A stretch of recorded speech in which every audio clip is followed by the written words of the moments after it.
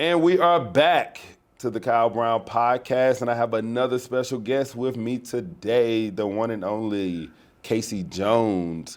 She is a journalist. She is a maven, I would say, in Charlotte media, and a person that I've recently met, and I've been really inspired by the work that she does, and wanted to have her on the show. So, Kaci, thank you for being here today. How you doing? I'm doing so great, and I'm doing even better because thank you for all those kind words you just said about me. Absolutely. It really means a lot. And honestly, I'm honored that you even want to hear what I have to say. No, absolutely. I have woke up a few mornings to listen to you. It's typically not right at the tip of the show, but I have woke up a few mornings to catch, your show. Thank you. I would love for you to kind of tell us what you do in media, and I've already mentioned the show, and tell us what show you currently kind of lead. Like you said, I'm a journalist, so that just means I ask questions and tell stories for a living. Yeah. And so where I'm doing that now is Queen City News. We used to be Fox 46, but we just changed our name to a more inclusive name, right? Yeah. So I am the weekend morning anchor, and that means that 2 days a week, Saturday and Sunday, I have a show from 6 a.m. to 8 a.m. And then on Sundays, it's from 6 to 9. So Gotcha. It's me and a meteorologist, and we're talking to the people. And on the other days where I'm reporting, I'm out in the field. I pitch stories every day to my managers and producers, and they decide whether they like them. And then I go out to the streets, and I'm on at 4, 5, and 6 on those days. Which side you like best? Oh, I like both. I really appreciate being out in the community because it doesn't feel right to sit in the studio and talk about a community that I really haven't been in. So it feels good to have the perspective of having been out just a little bit, Yeah. and be able to experience things. Because then when something happens, I can say, oh, I've been over there. Oh, I know where that's Yes. at. Yeah. So that's important. So I feel like you probably know like Charlotte better than people that lived here. Not know, but like directionally, I definitely spaces. know the streets. You know the streets. When I first for sure. came down here, I was the traffic anchor, which is something I've never done before, and I don't know why anybody would want to do traffic in the fastest growing city in America. Right. Like, there's always traffic, right? What does that mean, though, the traffic So that anchor? means that, thanks for asking, it was definitely my least favorite job I've ever done. I'm really grateful for the opportunity to have put my foot in the door like that, but basically, I was looking at maps trying to detect where accidents were, and then I was telling people on the news where the accidents were. Yeah. Which, valuable service, I guess, for people, right? Extremely. But now you have your phone. Yeah. And Siri's telling you where the accident is. You're not watching the news to see where the accident is. Yeah. And then accidents are so like, here 1 second, gone another. So I would like prepare this whole thing and like try to find a way to like present it in this Real time. Yeah, and then I would get it all together, and not an accident gone. Not an accident and gone. Then I learned together with the people that the accident gone. So gone. now I'm mad, and then it just Because you put in all this time trying to give you the perfect accident news. Yeah. Like, look at this, everyone. I have this. Oh, I don't have it anymore. So, are you there physically? No, not at the accident. On the like on the in screen, the studio, how does that? Because I'm reading the maps. I told you, like, it's like a science almost. Like, you're reading the maps and, like, you know the colors. And, I mean, like, there's a whole system. Like, you have to scan these places looking for. It's a lot of work. That's why I wasn't into it. And there's not a lot of opportunity to show, like, your personality and be authentic. And I wasn't really talking to the people. Yeah. And, like, radio accident news is probably more helpful. Yeah, because you're in the car. And you know, like, oh, don't go this way. You're on the way, you're on this highway. I can get off on this side street to beat all of this. Yeah. But when you're watching it at home, and then you get in the car, you hit a couple lights, and you're thinking about what Kaci told you about an accident. You're not thinking about what Kaci told you. No, if you did. So if you thought about it, you don't think so? No, I never believed that. But maybe I'm wrong. Maybe there was somebody at home like, really relying on that, calling their uncle like, oh, don't take that way. I know you usually take Independence. It's backed up, maybe. Independence always backed up. That's why I said always backed up. But it's like, you know what I'm saying? Like, I saw it right before I left, and I'm like, oh, don't take Independence. And then, like, you got to go, you finally get towards Independence, and you got to make a decision. I may think about what you just told me, but by then, the accident may be gone. The accident may be gone. And you might go to take independence and maybe gotten to where you want to go quicker. But it was comedy. It was like pure comedy. My mom used to laugh at it. Like I made people laugh probably. Got it. More than I helped them. That's navigate. Dope though. You made the light out of traffic. I tried. Traffic. I don't know a person that likes traffic. Zero. No. Well, I actually did, like, we got a traffic producer eventually, so then I did a little bit less. Yeah, and he really loved it. He was deep in it. Like, yeah, he was. Yeah. You probably got good with your directions. I try not to use the GPS, actually. It's like really? It's like almost like a skill. I like to channel the ancestors, you know what we used to do back in the day, you know? Looking at the stars to get to look at the moss. Yeah. So you really don't try to use GPS like Sometimes, that? Sometimes, if I didn't use the GPS to get here. That's good, because I think I did, and I've been here a few times, and I came from my house. I was like, let me make sure I don't miss this turn or exit. It's crazy, GPS has kind of crushed us a little bit too, because we automatically like put it on, and like, if you really rely on your memory and your mind, you probably will get there. Eventually, right? Eventually. If I'm really trying to get somewhere, I'm gonna. Yeah, you're gonna toss it on. Cool. Yeah. That's dope though. Traffic. Where else do you go from traffic? What else? So one day, my news director, who I have a really good relationship with, said, I really don't think this is serving you. So let's move you somewhere else. And that's how I got to the weekend. So I really appreciate having a manager that really saw me. We worked together a lot. So we're good. Yeah. So did you what was your mind was saying when they said it to you? Like, this is not serving you. Probably like, yes. Yeah, no more traffic. That's what I said. I couldn't even believe it. Like, how to. Yeah. Like, we were in his office and I had to take a moment. Like, are you telling me that I've been relieved? Yeah, right. My ailment? Right. It felt good to know that it was gone, because that was definitely like, it wasn't a good time for me, because it was like a learning experience, but then I was learning live on TV every day, which is not recommended. Yeah, I can imagine that. 0 out of 10. 0 out of 10 trying to learn on live TV. Yeah, I've never been afraid of public speaking. Never. I can tell. Well, maybe that's good. I believe you gotta have confidence. Or you be wrong strong. I did learn that through my fraternity. Be wrong strong sometimes. What is your fraternity? Alpha Phi Alpha. Oh, look at that. Yeah. Shout out to those guys. Yes, it's Martin Luther King's birthday. It is. Your frat brother. One of the main reasons why I joined. Because if MLK can be in my fraternity, then I should want to be in that fraternity too. That is like, I always say, MLK, there's like some big people in the world that have always been here. Jesus. Yes. Jesus is one. He's my Lord too. Yep. Jesus is one. Nelson Mandela, huge. MLK, Malcolm X, Gandhi, huge people. Julius Caesar. One of those people just so happened to be in a group that I could join. And I always looked at it, even as a kid, before I could even like knew about fraternities and whatnot. I was like, oh, Martin Luther King is a member of Alpha Phi Alpha Fraternity Incorporated. And I've always thought that was like huge. Like, if you're gonna wanna be in one, you should wanna be in the one where the most famous person almost of all time is in. Good sense? You think that's a good like influencing reason to want to join the fraternity? Absolutely. Yeah. He definitely influenced a lot of people. Yeah. And I'm of all races. Yes.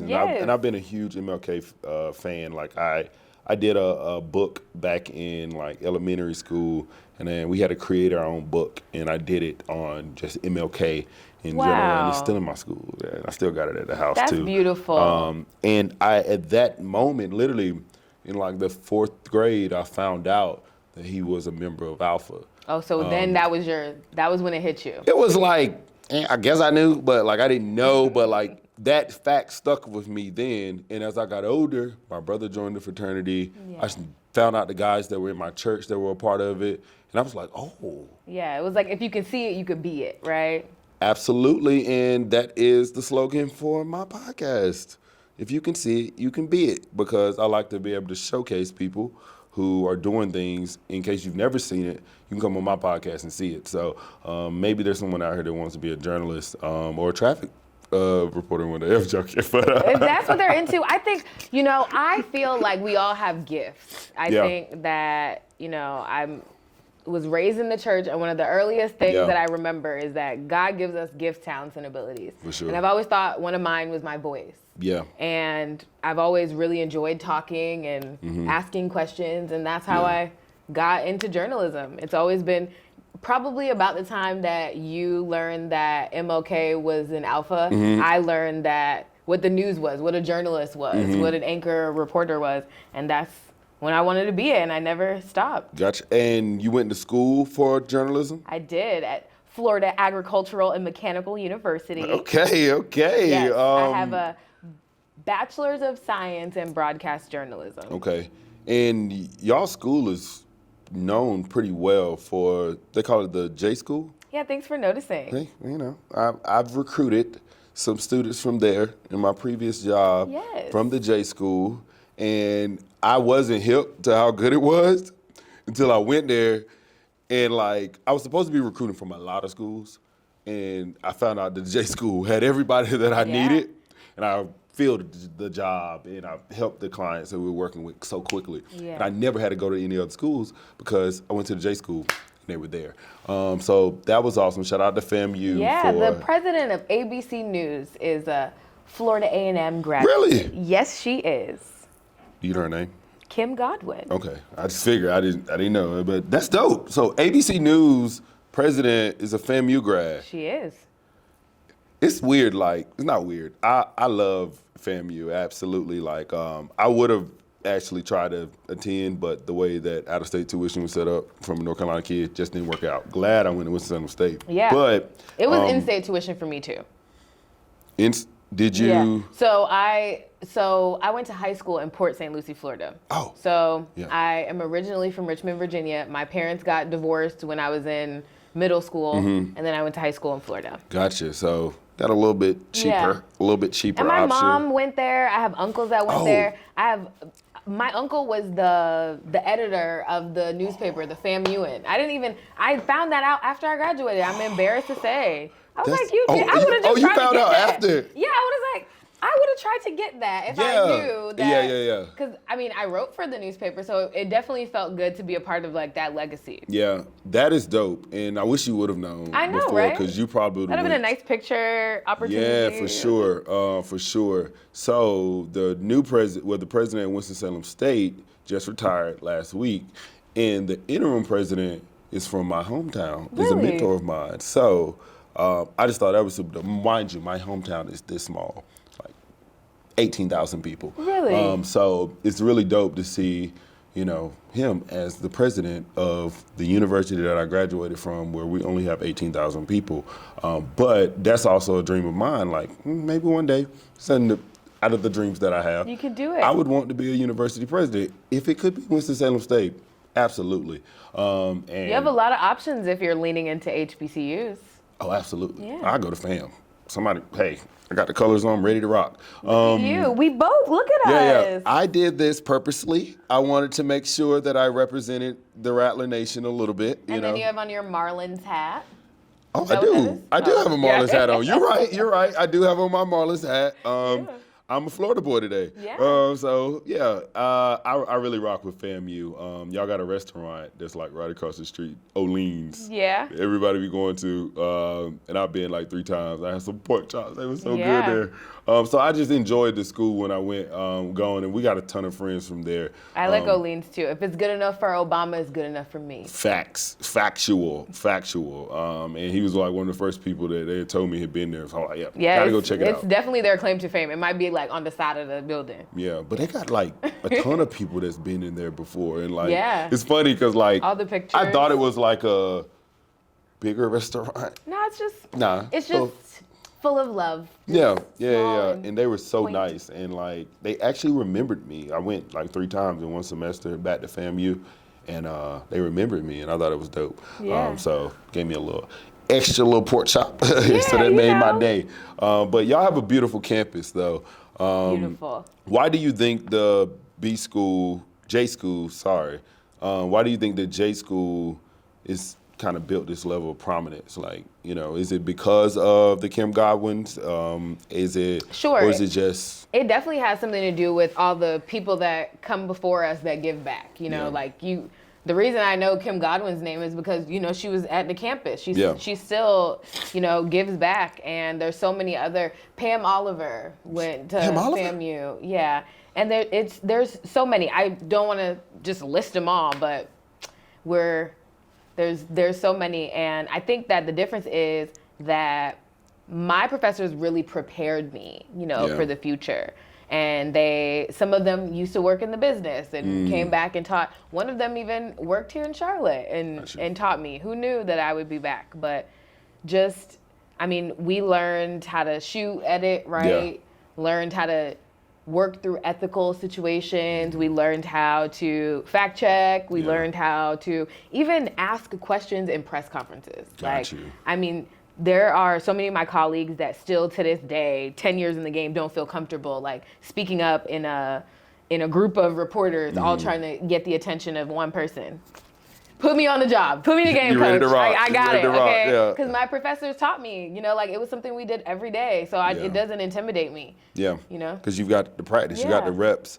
And they were really honest about what was about to happen, too. You know? And they taught you like the diversity of skills you need to be in the field, because if you need to pivot or if you need to do something else, you're able to do it, which kind of goes back to you getting in the traffic role. But now you do so many other things within a station, but you had the ability to still be in the traffic role and do it to a high level. So I think that's super interesting how, you know, they prepared you for that. And I think it's hard. I think it's hard to be able to give someone like strong skills in every single area of it. Like you said, you can write, you say you know how to get behind the camera. So yeah, my first job, that's what I had to do. My first and second job, you know, out in Nowheresville, Texas. Midland, Odessa, Texas. So Midland and Odessa are two different cities. They're in West Texas. The population of each is probably 120,000, and maybe 9,000 of those people are black. Like it was a maybe. Where I'm from is a bite size then. Really? How many of them look like you? A lot. A lot. Yeah. But there's 18,000 people that live there, but you know. Yeah. So if they got 120,000 people, shout out to them. They're a lot bigger than us. The reason that Midland, Odessa is even on the map is it's an oil town. So it got popular because there's oil there. So you're either an oil worker or oil owner. Yeah. So I was there though doing something else. Yeah. Yeah. So that's dope. So you've been in Charlotte for a while now. Not super long, but enough to know the community, been at your job, working for Queen City News for some time, but you've been a number of other places. Did FAM or anyone in the industry prepare you to know that you needed to be open to move to be in this industry? Yeah, for sure. My professors were very honest about my first job would be in a small town somewhere. I didn't know that they meant Midland, Odessa. Yeah. I didn't know they meant like people were gonna like throw their Confederate flags at me. Jesus. You know, they didn't really throw it. That was an hyperbole a little bit. Yeah. But I mean, they would wave them. Yeah. Like it was, throw, wave, whatever. 2 seconds away from throwing. Interpretation, right? Uh-huh. But, you know, I think that what FAMU did that I'm so glad that I got before I went out into the world, into these places, I started to find my voice at FAM. I started to understand who I was, who I wanted to be, what I wanted to stand for, and I didn't let anybody else, you know, influence that outside of FAM. Because if I would have went on to Midland, Odessa and tried to build who I was, then go to Rochester and then I'm in Kansas City, I probably won't know. I'm all over the place, you know? So, in a way, this is the blackest city. Yes, it is. That's why I love it. It was actually previously Kansas City, and then it was previously Rochester. So I keep getting blacker. You keep getting blacker. Right? You can only go to Atlanta. It's like, you can only go to Atlanta now. So Chicago, Detroit. Yeah, you could go. There's a handful. There's a handful, But you know, it's good to be around us. It just feels different. And the thing I really like about Charlotte is it's not just us. It's everybody, it really right? Is. Like it really is. It's all types of people. When I was in Midland, Odessa, I wasn't gonna find Jamaican people, Bahamian people. Hondurans, Peruvians. I'm not going to find that. Yeah. But I do here. You absolutely do. It's dope because you've experienced it though, and I think that's the most important part. You got to experience what it looked like in America. You got to experience America. I moved to Columbus, Ohio when I graduated from Winston-Salem State. What was that like? The opposite of this area, because Winston-Salem State is an hour from Charlotte, so I've been up here a million times. So I know what a blacker city looks like. And when I moved there, it was the opposite. It was very opposite. It was like there are pockets of us. Yeah. And it's Ohio. Like, I'm gonna tell you, when you say Ohio, most people are not associating that with black people. And honestly, they don't even have I even feel like we have a strong population of Latino community here in North Carolina. Yeah. I didn't really see that at all in Ohio. So it was very, very Caucasian there. It was very white in Ohio. And that was and like you said, that was a bit of a culture shock for me. I'm not too culture shocked. I think I do get along with all races, backgrounds, and whatnot. It was a bit of a culture shock, and it didn't really hit until like a few months in. I'm like, ew, this is different. Yeah. But because I went to a HBCU and I was very confident in any room that I felt like you put me in, you could have put me in Rochester. You could have put me in any of these places, but I was going to be me. You know what I mean? And that confidence is super important. And I tell people that, like, even if you didn't grow up in a majority black community or majority, or go to a black church, or you had that, when you're in your 4 years, maybe 5, 6, whoever, how long it takes you, you just getting more, you're getting more seasoned. Getting more seasoned. You gain a level of confidence, and like, even if you've had it, I went to a majority black elementary school, middle school, and high school. So it wasn't a shock to go and go to a HBCU, but there it really helped me build a strong level of confidence of just being who I am and knowing that I can be that no matter what. And I think, and some people always, I hate the stereotype, well, HBCU doesn't look like the real world. Well, depends on where you at. Depending on where you at, and at the same time, I believe that I'm in the real world at my HBCU, but at the same time, though, how many other places do I get to be around a culture that's mine? Yeah.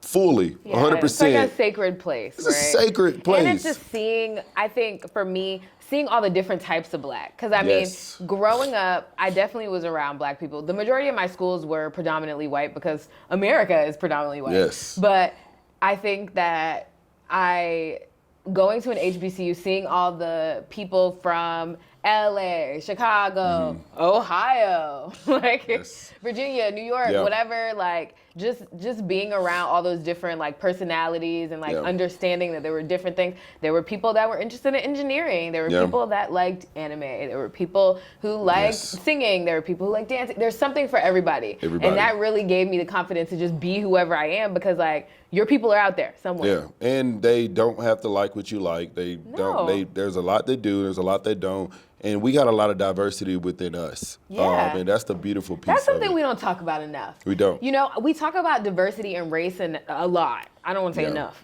but a lot. And I think it's diversity in thought that we really have to get towards, because my experience isn't going to be the same as your experience. Absolutely. I mean, there are shared experience just being black. I think black people and even sometimes Hispanic people are often one of few groups that have an experience solely based on their race. You know, like they have a perspective that's shared based on whatever their race is.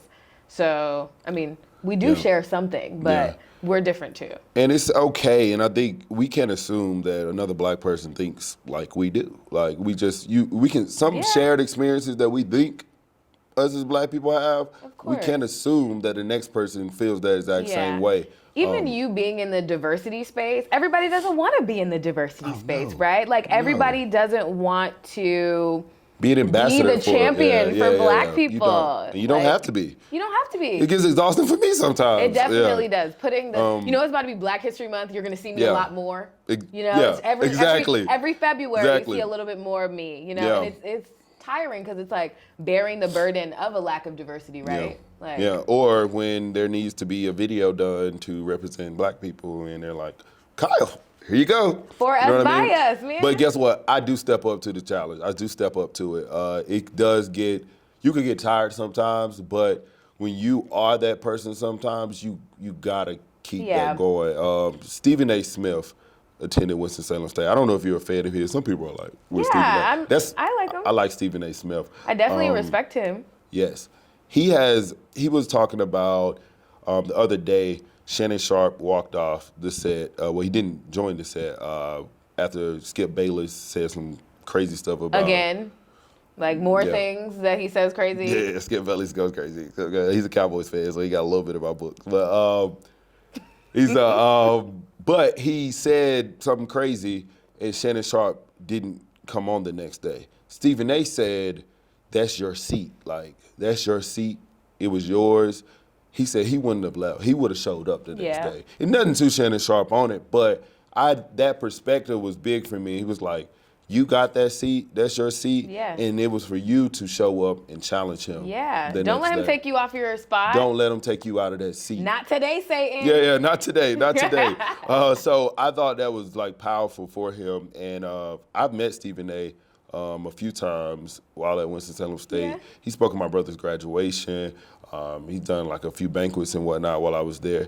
And he's a powerful guy, like just in knowing and mastering his craft. Like in the journalism media field, he has mastered his craft to like a very high level. And I respect that more than anything. The craft and what he puts out, some people disagree. It just depending on what side you lean on. He has a hot take, like every day. Like that's his thing. That's his thing. But he's mastered his craft to create that conversation or to be able to do that. And I think it's so awesome that like he's been able to do that. He graduated from my school. He has some of the same professors I've had. Yeah. And like just to be able to talk about like I've watched his like process and how he's been able to get better and better. So awesome to see him do that, and that comment about like, that's your seat, and you got to step into it. That's deep. I feel that all the time, like because sometimes being in a newsroom that's predominantly white can be intimidating, right? Mm-hmm. But I didn't come here for them. Yeah. Like I came here for the people. Yeah. I think that it's so important that the people that are making the news, that are reading the news, that are presenting the news, they look like the community that they serve and have maybe similar perspectives or experiences, and that's not always the case. Yeah. And that should concern a lot of people because you don't want all the same type of person writing your news because it's going to come from their perspective. Skewed, a bit skewed. Do you think there's, I'm not going to say enough isn't the word, but do you think there have been strides of diversity in media and journalism?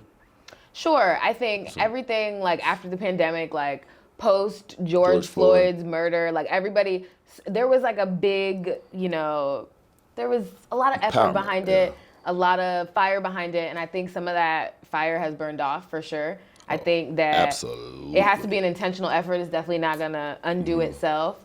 Sometimes I wish we could get back to that 2020 mindset of just intentionally thinking about race and equity in every conversation, because if you don't, it'll never change. Yeah, especially as we sit here on the Reverend Dr. Martin Luther King's birthday, like I think people water down his message all the time with I have a dream, not understanding that his dream that he talked about was at the March for Jobs and Freedom. He wasn't trying to just get us to sit together.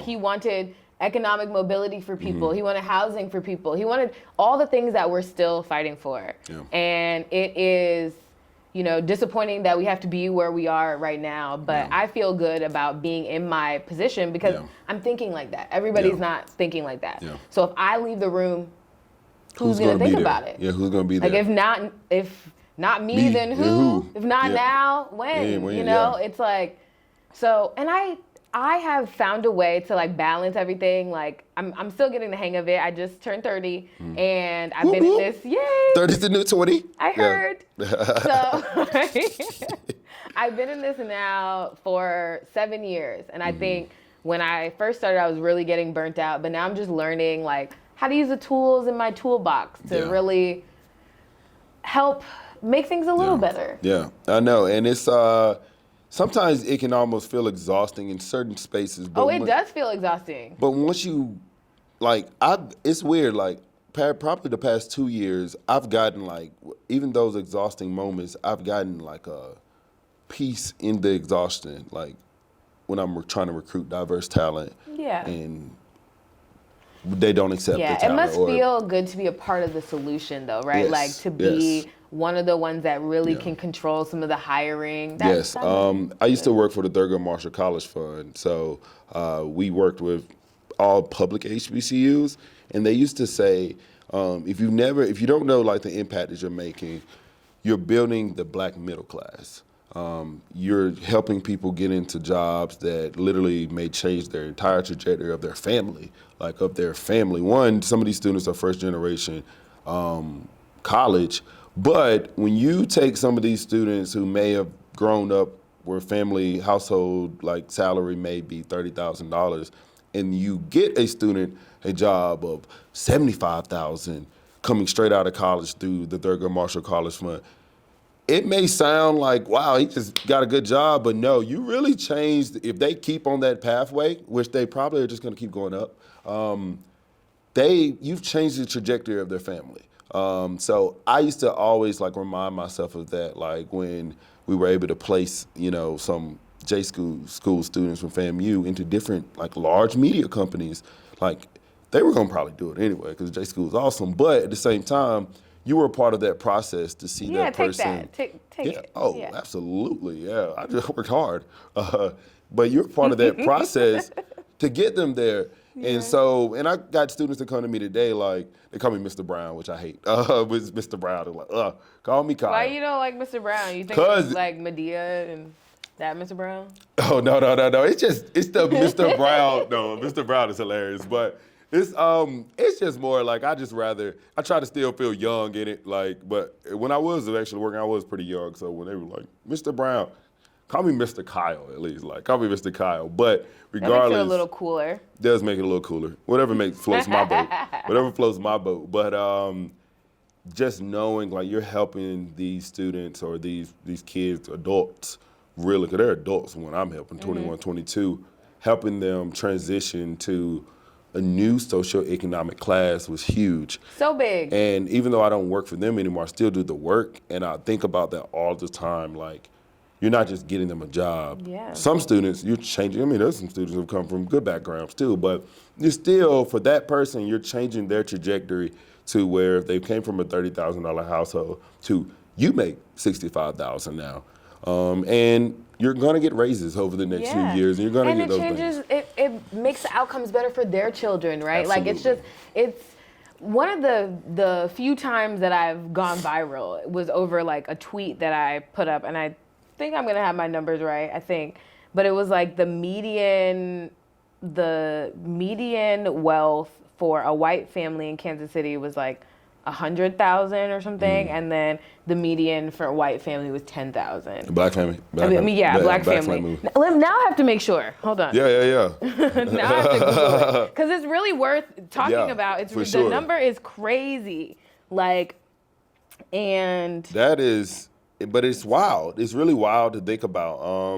While you're looking that up, the stat here in Charlotte is we're at the bottom of the totem pole for socioeconomic mobility. Yeah. So if you're born in that economic class, you most likely, based on stats, may stay in that class. And I think that is something that we have to change. 100%. We have to change, and it doesn't have to. It could definitely be public officials that take a part of it, but it's bigger than that. It is government, it is corporate, it is community. Education has to help, make sure that we aren't at the bottom of that for sure. Somebody has to be looking out for us. That's why I'm it's sad to see that. I know that everybody doesn't have to bear the burden of trying to bridge the gap, but it's sad that so many people don't feel an obligation to help each other, because it's not like that in other races. Even Hispanics for example, we can learn a lot from them. Absolutely. About just sticking together. Yeah. And I hope that we can one of these days. Absolutely. And I love, like, I think more of Charlotte should look like the east side of Charlotte. I think so too. I love the east side. I do. I live on the east side. Yeah. I love that part. I mean, technically I do too, right? You do. Technically, they try to change. They try to like change the name of it. Yeah. You say in Plaza. No, you stay on the east side. Yeah. Yeah. So even like, what is it that they're doing on South End now? What is it? Lower South. Loso. Like, come on. What is this, dude? Like, somebody called Beatties Ford Road BFR the other day, and I was like, oh no, that's gonna catch on. Don't say that too loud. Not BFR. The gentrifiers. The gentrifiers. They're gonna love that name. It would really the stick. gentrifying crew. So I tweeted that the median net worth of Black households is $17,600 compared to $171,000 for white households. Oh God. This was in Kansas City, and so many people were so upset about it. Like, and I was like, "Ooh, not you being upset at the facts." That was Twitter. You said tweeted, yeah. Right? And it caught steam. It caught a lot of steam. You know, it got a lot of people talking about. Yeah.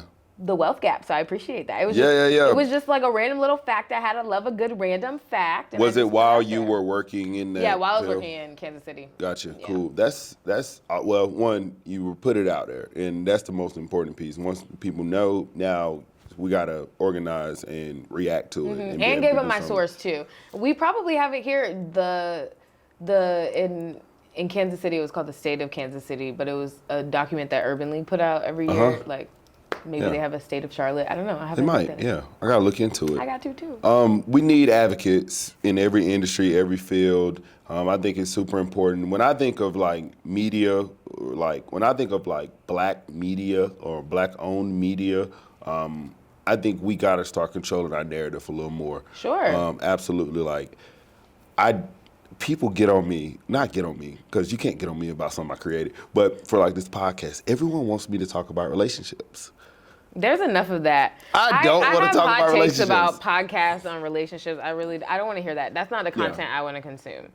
Thank you. And that's probably why we're talking today, because I did not want to talk about. I've been with my wife for 10 years. We've been married for 2.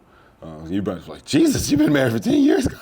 And I'm like, what were you, 12? Yeah, right. No, like, so we've been talking for 10 years.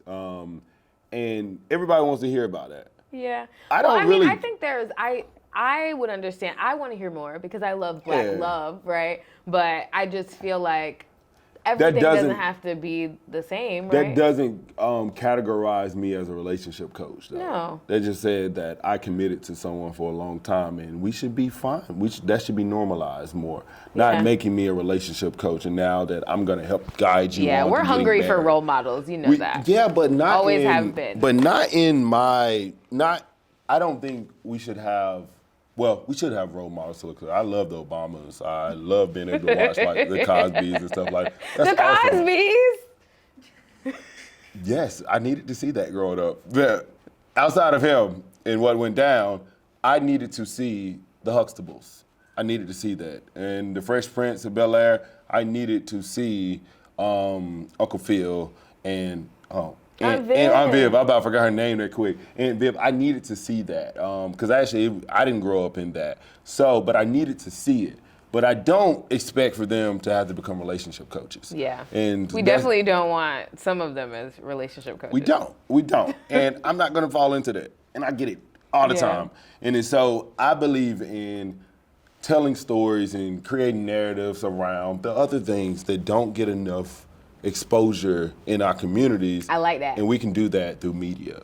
That's one of my goals too. I think that sometimes as journalists we just get kind of into the same pattern, like we interview the same people, we talk to the same people because those are the people that are available, right? Like I might try to diversify my sources, but then when I call them, they're like, "Oh, I'll talk to you next week," or "I'm not really prepared today, I'll talk tomorrow," and then now you missed your chance, you know? But then the same people that we always call that we know we can count on, who sometimes don't maybe look like us, we're gonna call because we still have a job to do. Gotcha. So I would like to see us participate more often. Yeah. Even like some people will call me and say like, "Oh, I'm opening this new business." And as much as I really applaud entrepreneurship and economic mobility in that form, that's not always newsworthy. For sure. But let's say you can connect it to something that's happening right now. Yeah. So, for example, the price of eggs is going up crazy, right? Crazy. If you're a restaurant that's opening and you maybe didn't factor that in originally, and now like you're kind of all over the place trying to get your ducks in a row and get your money together, Literally. that's a great story, right? No, and you're connecting it to relevancy.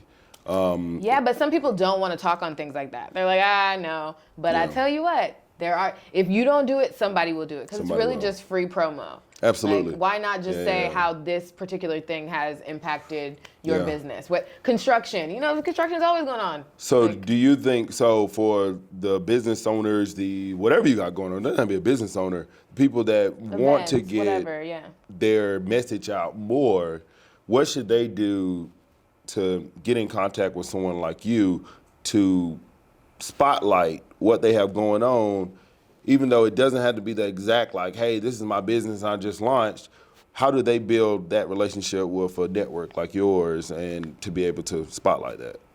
Just reach out to journalists that you see. Like, on our Meet the Team page, all of my information is on there. You'll get to my Twitter, Instagram. That can be nerve-wracking, though, because people think y'all are celebrities sometimes. No, we're definitely not celebrities. Yeah. But, I mean, let me tell you, people people are are... a celebrity. Thank you, I guess, but... Somewhat. Maybe one day I'll get there. Yeah. You might not have to give yourself that name, but naturally, you guys are like local celebrities in the regional... I can see that. Yeah. You're like local celebrities, and I think sometimes I had a conference that I helped host with the Urban League, and one of the worst things I didn't do was reach out to you all. And I was like, why didn't I do that? Even if the conference wasn't to just promote, I really, when I thought back, I was like, I really wanted to just ask, what's the angle that I should use to be able to promote a new conference that was successful, but at the same time, I didn't have the mindset or just the insight to know how to approach the station or the network in general. Send an email. Who, what, when, where, why. Even if it literally says who, what, when, where, why, make it how. Easy. That's it. One of the biggest mistakes that people make, they send us like a piece of it. Like, oh, we're having this event on this day. They don't give the time. Yeah. Now maybe they won't give the time? No, they won't give the time. Maybe they just forgot. But that's why you got to go back to the basics. Those 5 W's and an H. Yeah, facts. And, right. And it'll really, just go back to that and send an email. Yeah. That's all keep you it have basic, to do. keep it simple. Yeah. Those things. I do understand how it could be nerve-wracking though, but like when you reach out and establish a relationship with someone, you'll always have that connection. Like, journalists want, for the most part, I can speak for myself and many others, they want to establish a relationship with people in the community. Makes your life easier, we work for the community. So it's like, introduce yourselves, please. Absolutely. Yeah. That's dope. And so, one, I hope people listening, they can know, like, hey, it's almost like an open door policy. 100%. Reach out. Let us, always. My DMs open. are always open. Got it. So for business only. For business, I was about to say, hey, now, don't open up that Pandora's box now. My DMs are always open. Yeah, watch out now. That's dope, and I think that's important for us to know that and just know that outlet and have a nice, kind face like you. So if you are a minority-owned whatever or minority, you don't even got to own anything. Yeah. And you got to. If you have an idea, let's talk about it. Let's talk through it. Person to reach out to. And one thing, you know how you said as a recruiter, sometimes you can't help them, but you maybe point them in the right direction. That's the type of person I am. Maybe everything is not a news story, right? Yeah. But maybe I can point you in the right direction of somebody who can help you get whatever you're trying to get done or whatever. Gotcha. Yeah, that makes sense. A big piece about the field that you're in, and we've seen it amp up over the past 2 to 3 years, misinformation. How do you combat misinformation? And that's the first one. Second one, have you ever put bad information out before? No. No.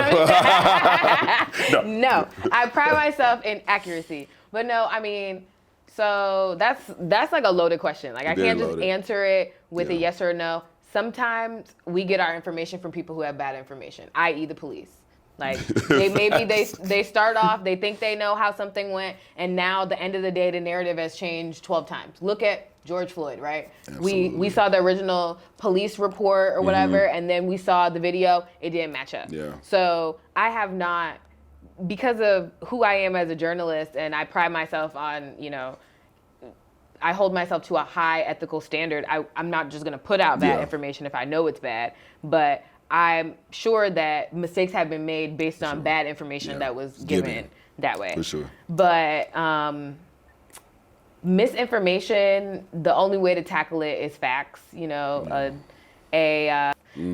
at the end of the day, even that tweet that I had about the median wealth being 171,000 in a white household versus 17,000 in a black household, that was, for some people, they thought it was like a hot take. They thought I was trying to get like some shock value. But then when I linked the source under where I got my numbers, my data, my facts, just look at it yourself. Here you go, read it and weep. And I think journalists have a responsibility to make sure that they're being transparent in how they get their stuff. Don't just say what you, don't just say it, say where you got that from, I noted on my computer, my iPad, the best thing you've done out of this whole entire conversation was get up and fact check yourself. Period. That was awesome. I absolutely love that. I didn't say nothing then, but I absolutely love that because I don't want to lie to the people. You didn't have to do that. Not when the real information is right at your fingertips. And it's really about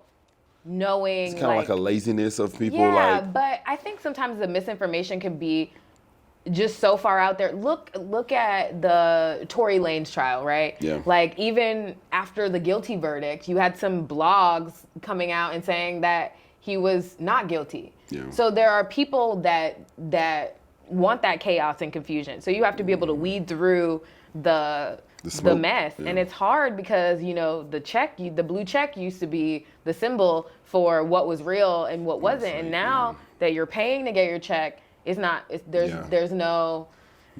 harder for people to see what is fact or fiction. I would love to touch on the paying to get a check. I'm gonna say that for another episode. Yeah, I still don't have one on Instagram. Yeah.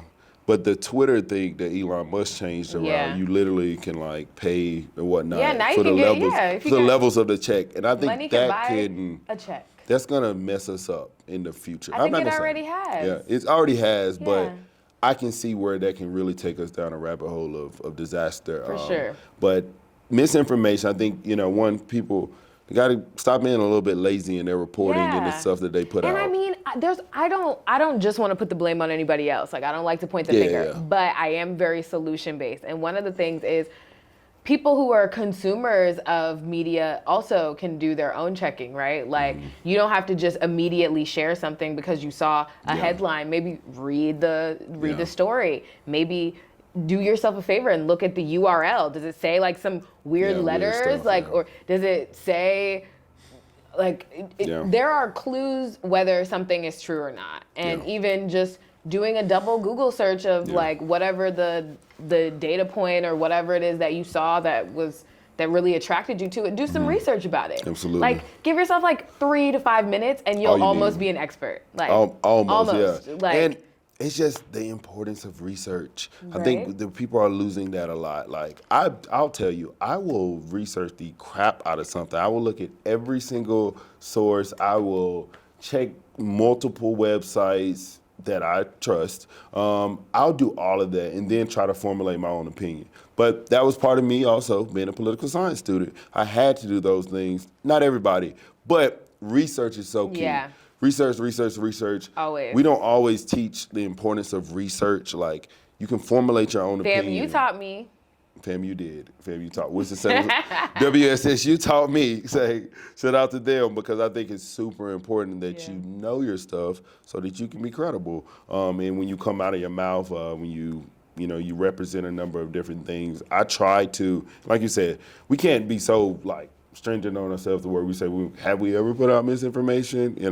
Yeah. It happens. Sure. Like, just like that. But don't intentionally put out misinformation. The hard part is we live in a world where people want things now. And you sometimes get so caught up in trying to get something out first that you could be, maybe you don't have the best information, because just in my job, news, if there's breaking news or something, we get an original narrative, and most of the time that original narrative isn't necessarily what happened in the end, you know, and it's never really black and white most of the time.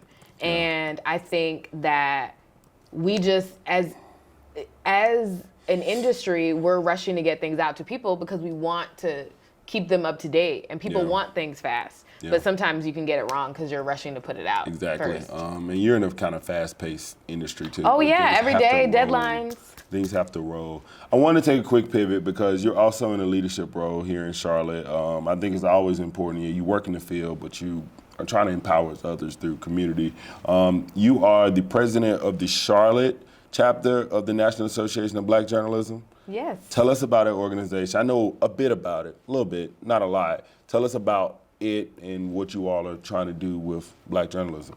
Yeah, so the National Association of Black Journalists is a organization that's been around for many, many years, and it was just established to help connect black journalists to each other and also just help them feel empowered to do their jobs, really stick up for them. It's almost like a union. There's a convention every year where there's so many opportunities for professional development and just to strengthen your craft, which is so important because that's not something you get when you're in the professional world, but we know that we have to be, excellent and the best we can be. So NABJ really helps connect people to that. They're also plugged in to try to get, students interested in the field, which, helps diversify the field. They are really trying to get more black people in management, because those are the people that make the decisions. There's so many missions and goals, but it's really great to have a local chapter because it connects people locally to, these types of resources. And National has a lot going on, so local gets an opportunity to really hone in on the ways that we can best support the community.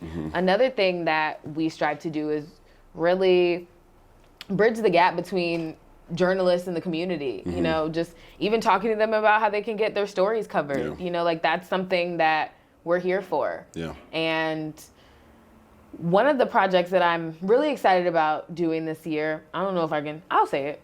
We are, let's let it out. This just did. Right. We are the Charlotte Area Association of Black Journalists is teaming up with the Charlotte Area chapter of Hispanic journalists. So the black journalists are teaming up with the Hispanic journalists to come together and really understand the state of our local media right now. What do people think about it? What are some ways that we can improve? Because diversity is so important. I mean, we look at the on-air teams that you see, and you don't see many of us there, but there's really not many behind the scenes either, and it's the same in the Hispanic community.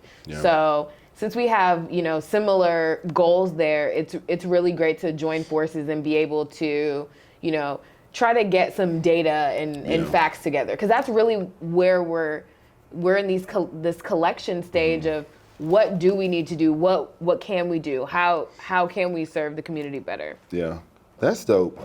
I really like that. Hopefully I can maybe check it out one day. Absolutely, would love for you to help. We're gonna need your help. I would love to.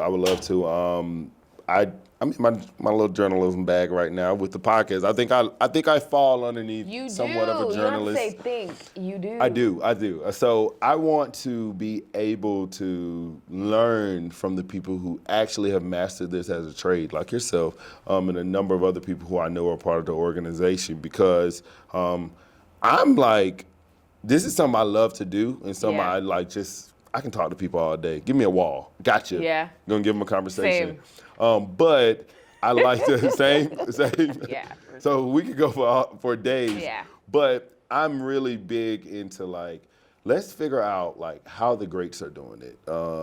And people are great within their own, even if you don't have to be Gayle King, you don't have to be Oprah, but you're great within your own space, and it's important to try to learn from them. So I do want to dig more into the organizations like NABJ who are really helping that person that's been in it. So, and especially just the local chapter, like we talk about local issues that matter to people, you know, ways that we can help people. We're really just here as a resource to make sure that Black journalists have everything they need to succeed. Yeah, awesome. I'm gonna make sure I join and come out for sure. Hold me to it. Or the podcast. Sure will. This is not misinformation. This is truth. Absolutely. Yeah, you know, there's legislative, judicial, executive, and the press. The press, absolutely. The media. I think media is huge, more than it's ever been before. To be honest, like perception is. Some reality. people don't like the media. They don't like it. No, they don't. It's too general. But I don't. I feel like it works. It's almost like I've always told people like. And I know what you mean. Some people are like, can't stand the media. And I'm like, and then some people say, I can't stand politics. Yeah. I feel like those are kind of similar. It's like what part? Like, yeah, like what part? Can't like, stand? Because I think some part of your world relies on all of those things in some form. So you can't like say you don't like media or you don't like politics. Like, you probably should want to be a little bit involved in those to control your narrative, but also the narrative that people are around you and your family and whatnot see. You are right. So I never understood that I don't like politics. Yeah, like, well, like you said, what do you part? not like voting? Do you not like having a say? Do you have opinions? Yeah. Yeah, all of that. So I'm just, and that's another time for another day.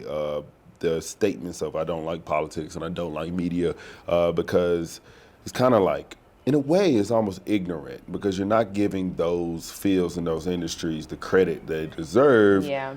Because you're only talking about the things that you don't like about them, where you're referring to when you generalize them in that way. So yeah. I get it. What I wanted to talk to you about, though, is the reporter voice. It is a statement, and you can roll your eyes at me. It's okay. The reporter voice.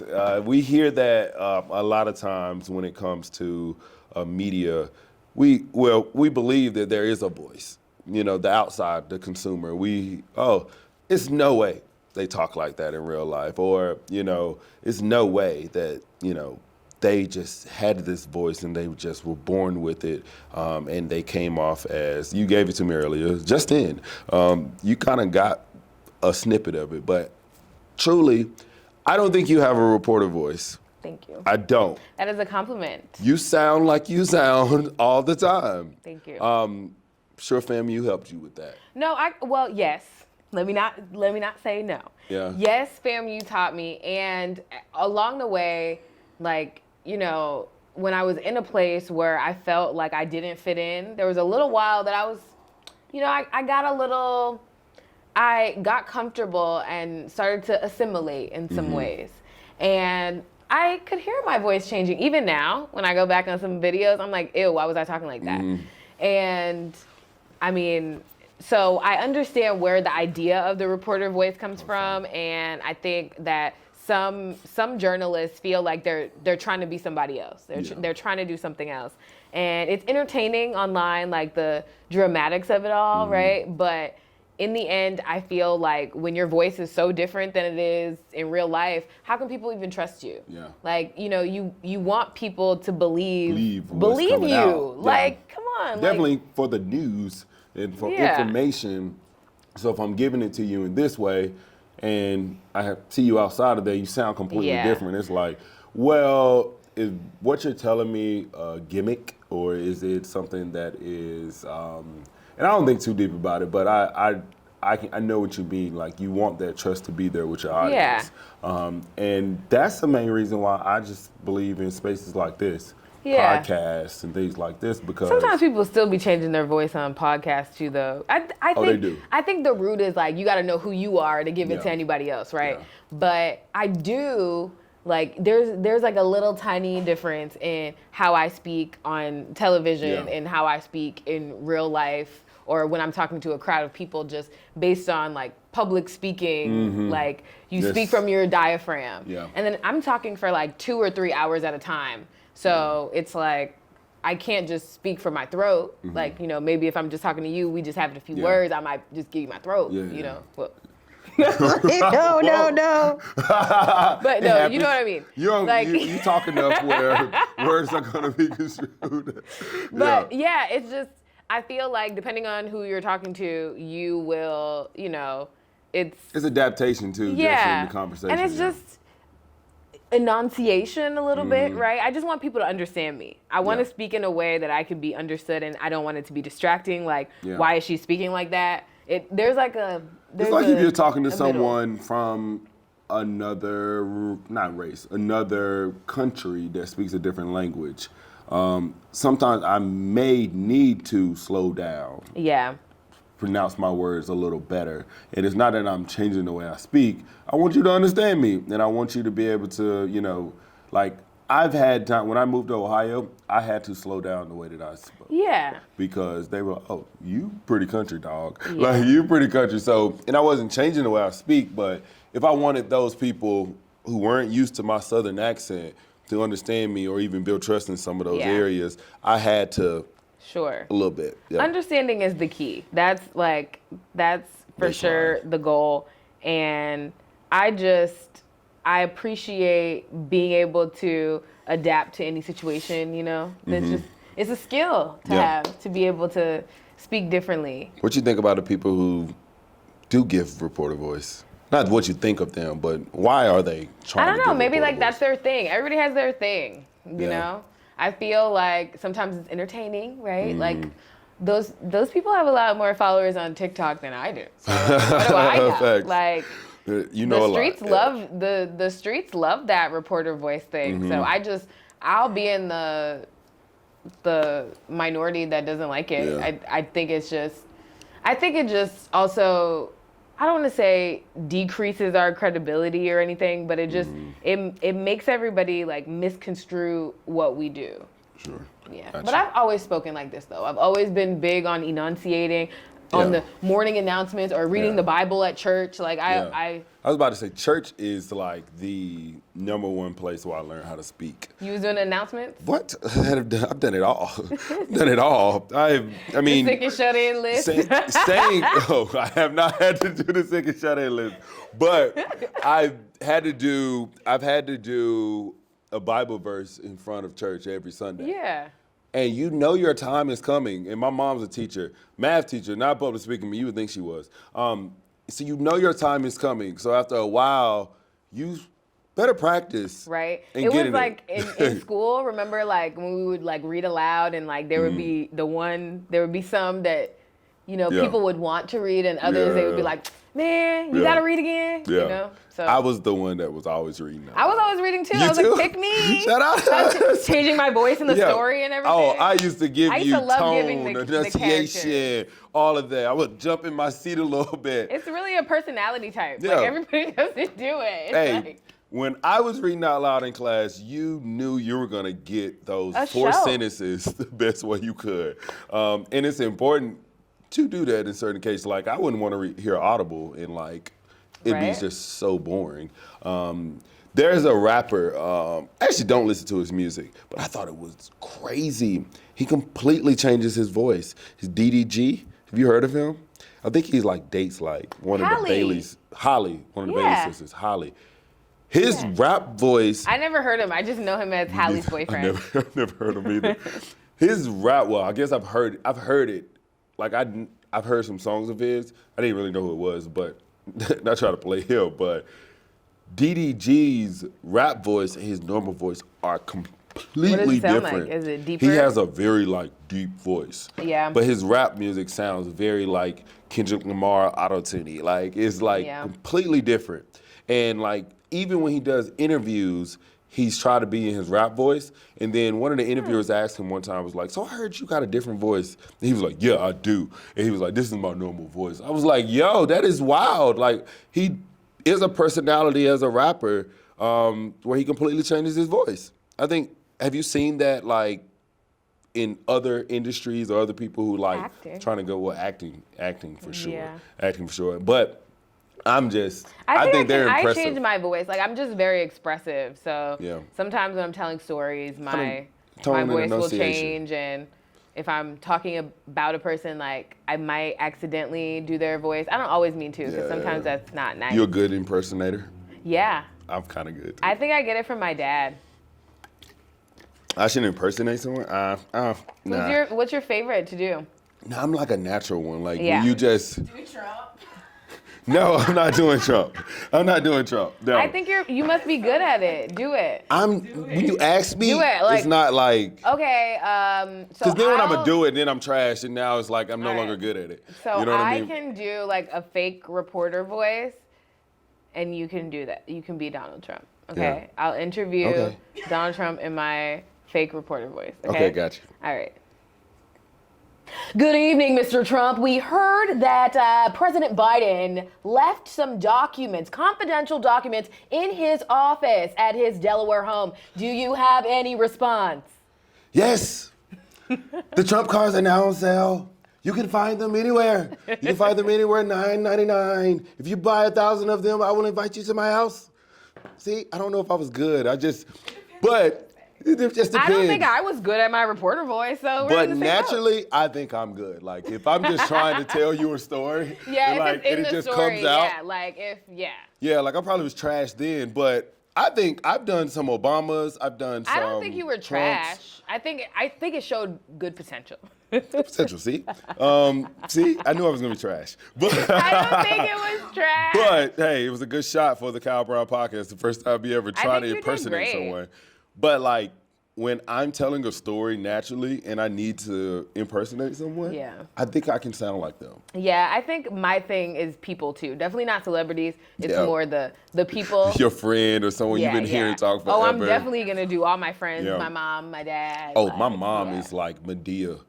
Like literally the voice of Medea. Really? So like I can do her. Yeah, my mom got this quote where she's a teacher. All her students know this, like, if you get on my boat, then I'm gonna sink you. Like, you know what I'm saying? Like, if you get on my boat, and she's like real life Medea. Like, it's funny.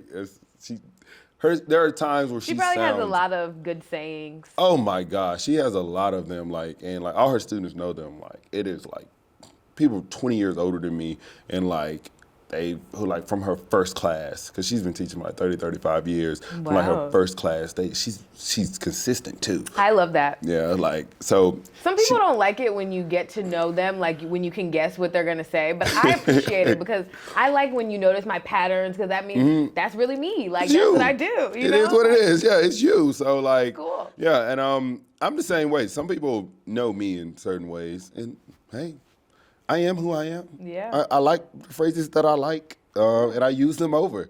I got a few phrases.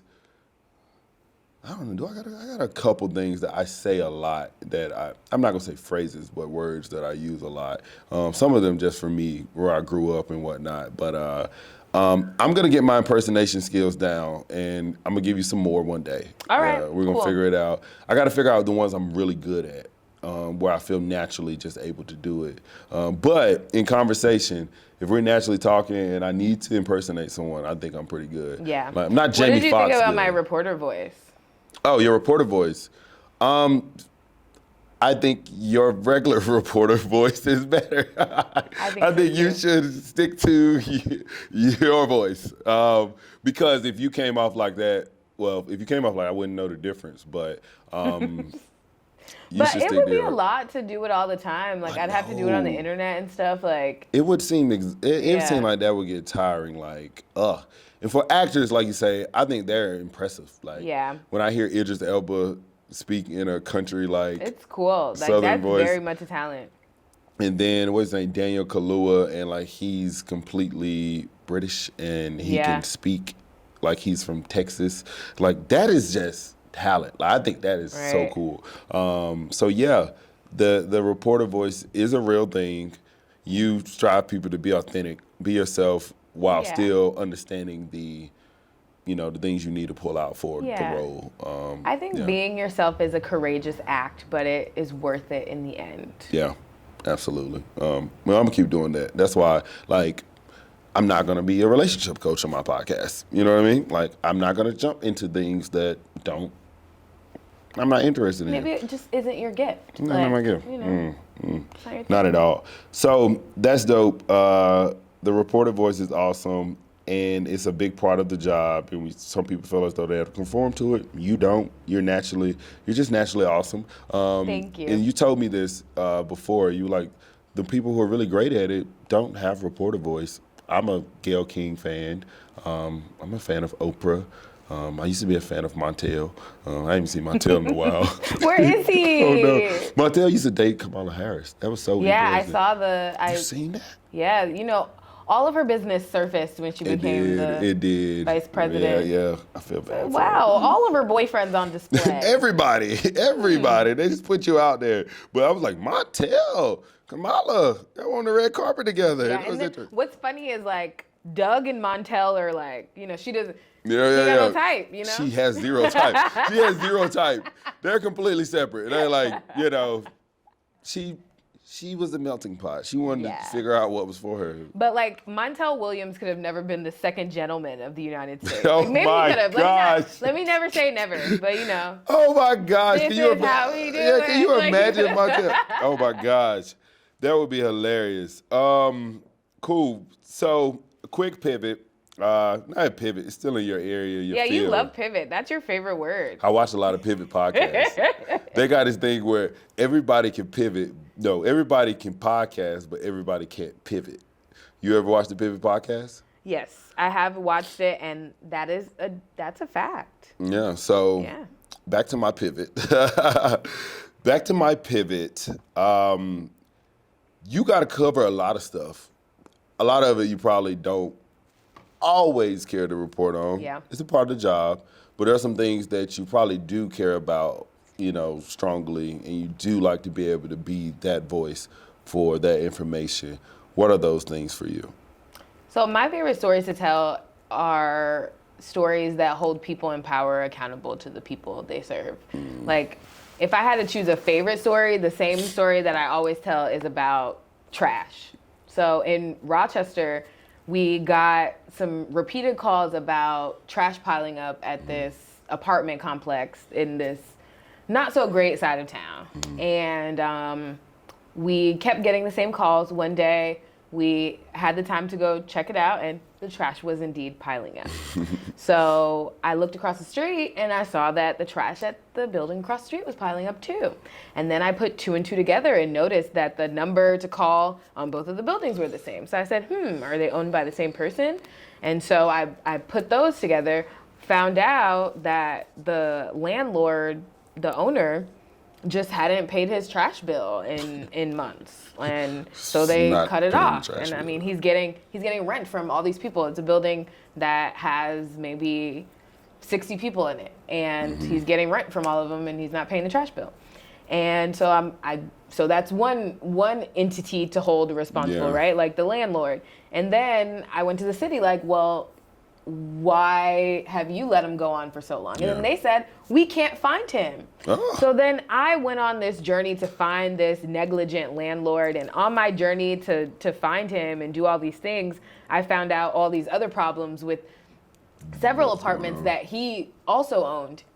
Found out eventually that he lived in New York City. I never saw him in person or anything, but he wrote me a letter. It was this weird thing that people usually don't do. Like he wrote me a letter and said, I do own these and I'm going to do better. And it turns out that was legal grounds for the city to finally connect him to those buildings that they never knew that he had. And so they were able to take my letter and eventually start the process to take his buildings away, put them into what's called a receivership, and sell them to a legitimate property owner. So all those people that were living in squalor are now in much better places. They never increased the rent, and I still get, to this day, people still write me on Instagram and take pictures of the new building and say, wow, look at this. It never looked like this before you. So my favorite types of stories are ones that really there's a problem, there's somebody you can hold accountable to fix it, and then there's some long-term change. Because another thing that happened, a reason why it's one of my favorites, is because the laws changed after. Like the city of Rochester said, you can no longer own a building and not have a point of contact in the city anymore. And which makes sense. Only makes sense. Most like cities wouldn't there's a have lot that of in place. common sense things that are not law that could be law, but that is one of them. And he also, so the laws got changed, these people got help, and this landlord was trying to expand his empire into Ohio. And people in Ohio saw my stories and cut it off. So we potentially stopped more people from living like that. And it made me feel good because, he was taking advantage of people who didn't have a whole lot of resources, didn't know where to go. Yeah. And in the end, they unionized too. So now there's a tenants union up there. So it was just so much good came out of something that I thought was small. Yeah. It all started with trash. But you dug all in it. But you did your research, though. You did a lot of research to connect the dots. One, to connect the dots between the numbers. I thought that was awesome. Yeah. You connected Sometimes the dots. things are just really basic. Yeah. Like, at least they start off really basic. There are a lot of, like, public information requests and stuff that I had to put in, but the basic thing, and even just saying that on the news, both of those numbers are the same. And I'm not saying that he owns both of those buildings. Yeah. I'm just saying that you call the same place to rent both of them. So you do with that information what you will until I can officially confirm it. And I wonder, does he feel stupid that he wrote you a letter? I don't know. I mean, he wrote really nice things about me in that letter. He said that I was. He felt guilty, He kind said of, I was diligent and I was tenacious, and those are the types of things I like to hear about myself. Yeah. So I really appreciated hearing that. But I like telling all types of stories, but ones that get solutions are so important to me. And outside of like having a favorite story, my most impactful story is definitely my coverage of the protests after George Floyd's murder. At that time, I was in Kansas City. There was a huge crowd of people, like, I don't know, I think in the end, I think they found out it was maybe like 2,000 people out there. And it was already a crazy day because I had came into work earlier in the day and then came back into work later for the protest because nobody else wanted to cover it. And then I said, well, I can't miss out on this moment in history. And just being there and like hearing so many perspectives that I hadn't heard before, even being a Black person, my experience hasn't been the same as everyone else's. Mm-hmm. So just hearing all of that and seeing all of it, and then just all of the other things that were going on. Like at the center, there was a man who was treated unfairly by the police, but then there were just so many other things that were coming up. There was allegedly, we were getting messages that there were Proud Boys out there at the same time carrying guns. So it was like so many things to just think about and like keep in mind, and it really put the world into a different perspective and reminded me about what really matters. And as soon as it hit dark in that protest, things really turned bad. I got pepper sprayed, and after I got pepper sprayed, I didn't get pepper sprayed. I got tear gas. That's what it's called. The police threw tear gas to get the protesters back, and I was in the mix of it. And I remember that sucks. It was really bad. And breathing that in, I had my contacts in. I had to like take out my contact. I thought I was gonna go blind or something because my hands were dirty. You didn't want to touch your face. Yeah, but I don't know what to do. Yeah. So, but I mean, the good Lord helped me make it through. Amen. And it really changed my perspective about why I'm doing what I'm doing. Because I thought about it and I'm like, well, not to compare myself to Dr. King, but he went through worse, he was fighting for the same things, just justice and equality. Yeah. And it's sad that all these years later, people are still going through the same things, just asking to be treated humanely, equitably. And that's why I do what I do. And I think that has forever changed anything that I'm gonna do. All of my work moving forward I've always tried to center equity and just make sure that empowerment. Yes, always. Yeah. That situation impacted all of us, like strongly, like absolutely. I was working for a minority-owned organization. And I remember we were like clawing at the doors of people to support us. We were doing well, but they were clawing at the doors to people to support us. Overnight, we had people at our doorstep. So I absolutely hate that had to happen for this transition of people's minds to want to empower and jump into different marginalized communities and support.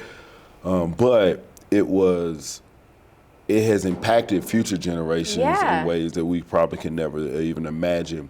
That story that you covered you kind of just told us one moment, but I feel as though there are multiple layers to covering the George Floyd moment. Did you have to continue on covering it in any other ways or any additional research, or was it just that moment where you were a part of it? So because I'm at a local news station, the focus is always what's going on locally. Gotcha. Maybe something national happens, but what is the reaction locally? And so that moment in time was, Kansas City's reaction to what was going on there. And I feel like every city did something different. I mean, there were global protests, and we definitely covered, in the middle of a pandemic. I know. That was also a concern too. I'm trying to not get shot by Klan members, and then also not catch COVID. Yeah. And it was just it spoke volumes that people were willing to even risk their health for such an important cause. And that's another reason why I think it is important to lean into this work, because people do care about it. Yeah. And that really proved that, people we're in the right space. Yeah. They're out there. They want things. The majority of America wants things to be better. I agree. I definitely agree. I think there are good people. There are bad apples that spoil bunches. Yeah. There are people who don't know how to speak up speak out against certain things because they don't want to be ostracized by their own community. And I think there needs to be more conversations. I think dialogue does a huge, once we have dialogue, you start realizing people are most of the time we are very similar. We have a lot of... We always have more in common than we do different. Absolutely. Just being humans. Absolutely, yeah. And that moment in time was wild. I just never specifically experienced. That was our civil rights era. Yeah. It was our civil rights 100%. era. And I don't know that we're done though. Absolutely not. I don't know that we're done. I think that was almost like the March on Washington. Yeah. But the Voters' Rights Act passed later. The Civil Rights Act passed later. So hopefully in the next coming years, because we don't need a decade to pass, we don't. Hopefully. I think we need real legislation. I think we need real accountability, because there was a lot of pledges that were put out there. I think hopefully in the next few years we have those mechanisms in place to make sure that this isn't a moment but a real movement. Yeah. And I'm afraid, honestly. I'm afraid that all of the pledges, all of the moment change makers are not going to be here 2 to 3 years from now. I've seen it now. I've seen the big push on diversity and inclusion, and now people are like, well, we're in a recession. Let's pull back those dollars that we have to do this for our community. So those pullbacks are already happening, but we can see something as quick as a recession could make a person or organization change their mind on what they just proposed a year or two ago. Yeah, some of them they pulled out before the recession. Pulled out before that. Yeah. Before the end of 2020, they were already out. Yeah, and that worries me. But most importantly, I think we need federal legislation. Sure, that's the only way to cover it. That's the only way. I don't know when affirmative action became like a federal law. I'm not gonna throw the nade out there because I don't believe in misinformation. But that was a step along with this is the new buzzword now is diversity and inclusion. Yeah. Affirmative action, what it was back in the day. So what is gonna be, our Voting Rights Act? What is gonna be our Civil Rights Act of our generation to actually cement the things that we're actually fighting for in a lot of different communities. When I say fighting for it, it's just you're fighting for different things no matter the industry. I always tell people, choose your fight. Yeah. Like if you're going, some people want to be front lines, some people want to be letter writers, some people want to call in. Do something. Like that's the most important thing. I just want people to choose their fight. And keep doing it, and eventually I think we'll get to a point where we will see some form of federal legislation that impacts us. So I sure hope so. Really empowered to hear that, like you as a journalist, you have made sure that you have cherished those moments, but you've also cherished the importance of doing your part of the fight by your day job and by the things that you're a part of. So kudos to you for that. I did want to talk to you about the set. Do y'all call it the set? Like your own at work? Like when I'm saying, I thought you meant the set at FAMU. No, y'all do got that. Take us back, Set Friday. Y'all got a little Set Friday. I heard it's a little jumping. Yeah, the set. Yeah. What about it? I mean, we can talk about Set Friday. You seem like that's what you want to talk about. The set in general, like, I've always been, like, really impressed by just the set, but I always wanted to see the behind the scenes. So, come on. Any day you want to come. Can I be a little shadow? Absolutely. Don't tell me that. I'm there. You don't have to come at 3, but you can come, like, we're on until 9, so you can... On Sundays, we're on until 9. I got to see what people are doing when they first start their day, when it's the prep. Well, funny enough, like my first person that I ever shadowed, she worked the morning shift too. Mm-hmm. Amy McLean, she was working in Richmond at the time, and I shadowed her, and she said, "You don't really have to get up that early. That's really early." And then lo and behold, here I am getting up early. That early. Here I am. Yeah. So the set, like, there's a lot of things that come involved in it.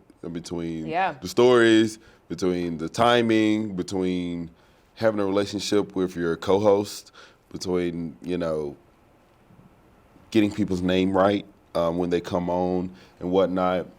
What are some things that you maybe have grown to get better with, or you've maybe struggled with on the set when trying to report and do your job? Because I've seen some crazy stuff go down. What kind of stuff have you seen? Maybe not exactly the set, but even like, what do they call it when you're actually... Just in the field. In the field, in the field. I've seen some stuff go down. What are those I don't know. Every day I put on the full armor of God and I plead the blood of Jesus over myself. You're blessed and highly favored when you walk in. Yeah, people don't do crazy stuff to me while I'm like out in the field or anything. And knock on wood, I don't want it to happen. Well, I already know the Lord protects me. Okay, you don't have to knock on the wood. Yeah. But it's just that I think so. Being in the studio, in the like on the set when I'm anchoring, it's a lot. There's like a lot of cameras. Like there's like 3 cameras and they're all like robots. So they're moving around themselves. Like somebody is in the control room moving them. But I have to be able to figure out which camera to look at. There's been times where I'm looking at the wrong camera or even teleprompters. Yeah, it's moving. Right? Yeah, but I do it myself. I have a little foot pedal. That's it? Yeah, or you can use the remote, but the foot is more seamless. Yeah. If you can do Today years old is a foot pedal underneath? It's a foot pedal. I would love. Can you buy those? I think so, right? Yeah, like I'll take a picture and send it to you. Yeah, no, I'll be on the set. Don't worry. I'll be on the set. I'm gonna go. You have to come because it seems like you want to come. You can come sit in the chair. Anybody who wants to, I feel like. Don't say anybody. That it's not a full open invitation, but I get people. Just today, I just responded to a message from a group that wants to bring in some young boys. Yeah. And that's so cool. That's so exciting. Yes. If just one of those young boys decides to get into journalism. Yes. They might be the next Don Lemon or. Yeah. The Kyle Brown podcast and the representative for that show, which is me, will be there. Absolutely. I absolutely want to see that. Yeah. I'm just really, I love like set design and like how it all comes together. Yeah, our set is really cool because it can move around. We like the desk can move and it's just like interchangeable. So our news director figures out the vision he wants and then we move it all around. How do you like pivot on air when things technical errors, things like that? How do you pivot? Because that's a real thing too. Yeah, I mean, it's really just leaning into how I feel in that moment, right? Like, so sometimes I would just say, okay, moving on. Oh, today I had to read something that was just so much. I'm on air for like 3 hours and it was like so many words and I said, oh, that was a lot. You know, like it was just like a natural thing. Like nobody's mad that I said, oh, that's a lot. And if they are, then nobody I think really they should does try get it. mad. Nobody gets mad. And that's another part I had to like reflect on. Like, it wasn't your fault. Like, you know what I mean? Like, well, sometimes people do think it's your fault, but there's been times where we haven't had a teleprompter the whole show, 3 hours. There's times where the videos haven't worked. There's times where the cameras won't move. So like we've kind of dealt with everything, and I just kind of go through and trial by fire. Power through it. Yeah, like just get it done. And I really love what I do. So I feel like, it's work, but it doesn't always feel like it. But in the field, more things are able to happen. Oh yeah, because like there's outside influences. Yes. Like, you know. Yes, like do you ever worry about like, oh my gosh, flies, mosquitoes, you know, like it's just, I hate that when a bug just comes and like gets you right there. Like you seem you're very I've definitely poised. been in those situations, but again, I don't go in this alone. I got God on my side. He told me, he gave me authority of all the creatures, right? So if something is bothering me, I just speak to that creature. Shield. Yeah. You got a shield. And that's what I do. This heavenly shield around you that's like, really. I'm doing this right now and I don't do it alone. I'm controlling this space. And it's not me, he's controlling it's him. He's controlling this space with me in it. It's the good Lord. He's gonna make it go well.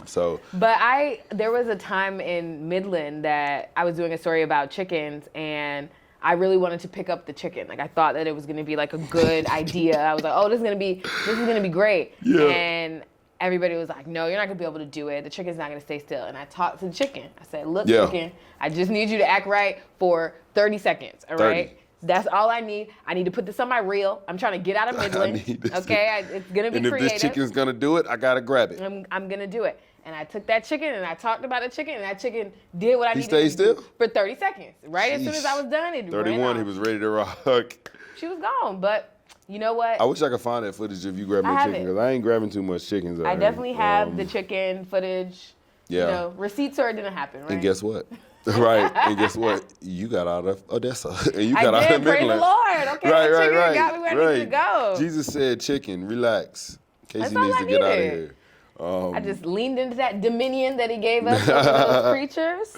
Yeah. It's really staying in the moment, though. Like, it's really figuring out ways to just talk about what's happening in that. Like, if I'm reporting on something and there's people in the background, like, yelling or whatever, why wouldn't I tell the audience? We have some people in the background yelling. Yeah. If I know what they're yelling about, I'm going to say what they're yelling about. If I don't know, address the elephant in the room. Yeah, just talk about it. Absolutely. Because people can see it.